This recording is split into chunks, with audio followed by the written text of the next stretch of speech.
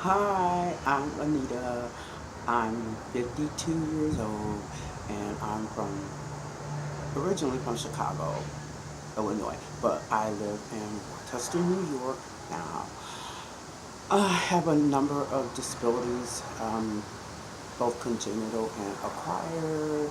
I'm almost totally blind, so if you see me kind of looking funny, that's because I really can't see what I'm looking at.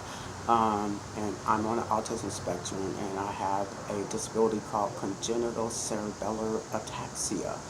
Um, and then in the 90s, I was diagnosed with multiple sclerosis and a rare form of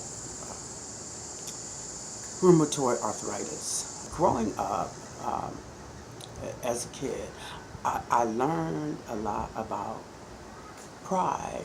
I, I learned about black pride because I grew up in that era of black power and black pride. And I learned about, pride and being a woman. But I never learned about pride and being a person with a disability. My disabilities were something that I was bullied about incessantly as a kid. I was mainstreamed, um, and I got called the R word and tangle eyed and all these horrible names. And so I never knew about pride until I was 21 years old and I joined ADAPT. And for those of you who don't know, ADAPT is a national grassroots disability rights organization that got started in 1983 in Denver. I joined in 1986 in Chicago. And before I joined ADAPT, I had never been around people with disabilities, so I didn't know about pride. In ADAPT, I met other people with disabilities. I met other black people with disabilities. I met other LGBT people with disabilities. Um, and I learned about pride. I learned to love myself as a person with disabilities.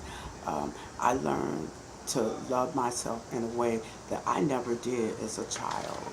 And so when I developed other disabilities and start having to use mobility equipment and all of that, I quickly accepted that.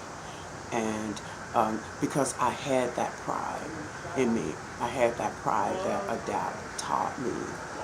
Try to hook up with other people with disabilities, especially in Centers for Independent Living, and if you have an ADAPT chapter near you, go because you will learn so much. If you don't have pride in yourself as someone with a disability, it's going to be a whole lot harder for you